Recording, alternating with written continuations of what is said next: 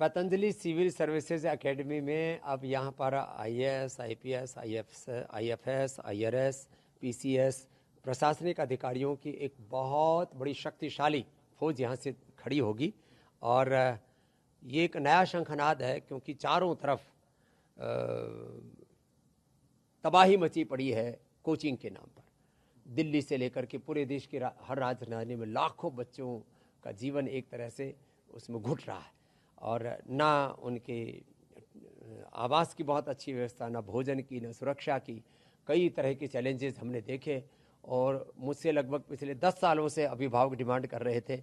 हमारे यहाँ पतंजलि गुरुकुलम, आचार्य कुलम और विश्वविद्यालय के भी अभिभावक कह रहे थे, स्वामी जी जब आपने सारे कॉम्पिटिशन्स की तैयारी, नीट जी आदि की सब तैयारी तो स्कूली एजुकेशन तक तो करा दी, अभी प्रशासनिक सेवाओं वाला कार्य शेष था, तो इस बार हमने तय किया कि इसको बहुत बड़े पैमाने पर करेंगे। इसमें 50 से अधिक तो हमारे सन्यासी भी इसकी तैयारी में लगेंगे।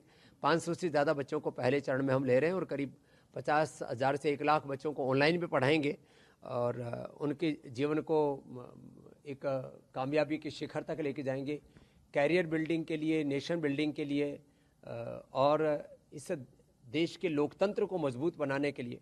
क्योंकि विधायिका, कार्यपालिका, न्यायपालिका ये लोकतंत्र की रीढ़ की हड्डी है, और जब चरित्रवान, जज्बाती, पराक्रमी और बहुत ही पुरुषार्थी जब ऐसे प्रशासनिक अधिकारी तैयार होंगे, तो निश्चित रूप से 2047 तक विकसित भारत बनाने का जो देश के प्रधानमंत्री नरेंद्र मोदी जी का सपना, वो भी पूरा हो पाएगा। और हम सब भारतवासी सोचते हैं कि संविधान के अनुरूप देश चलना चाहिए, कानून के अनुरूप देश चलना चाहिए, कानून का कोई अतिक्रमण ना करे, और देश में अपनी शक्तियों का, अधिकारों का कोई दुरुपयोग ना करे। तो हम ऐसे अधिकारी तैयार करेंगे जो 100% प्रामाणिकता के साथ भारत माता की सेवा करें।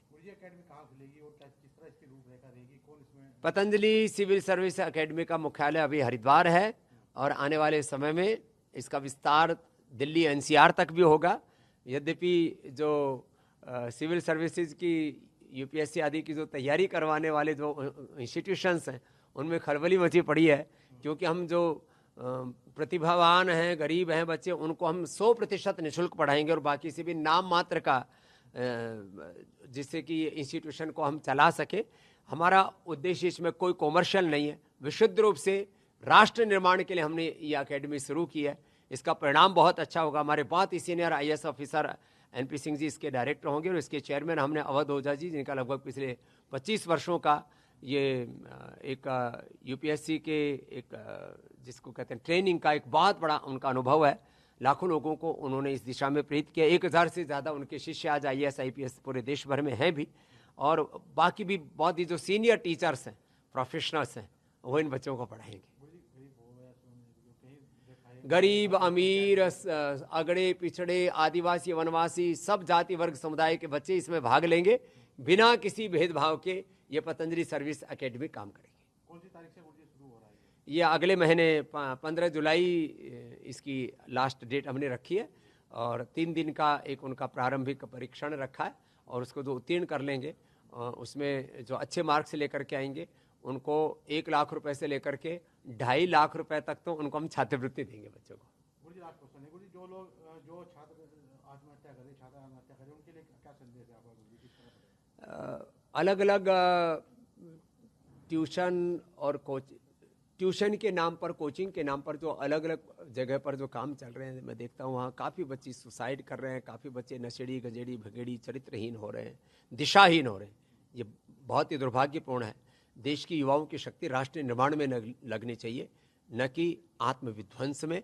और जब 10, 20, 25 लाख रुपए खर्च करके बच्चे अपने जीवन को ही खत्म कर लेते हैं, तो परिवारों में भी पीछे अंधेरा छोड़ करके चले जाते हैं। उनके माँ बाप जिंदगी भर उस सदमे से नहीं उभर पाते। तो हमारे पतंजलि में रहने वाला कोई भी बच्चा कोई गलत कदम उठा ही नहीं सकता। या तो वो IAS, IPS, IFS, IRS, PCS आदि बनेगा, या वो देश का किसी न किसी क्षेत्र में नेतृत्व करेगा, या अपना बिजनेस करेगा।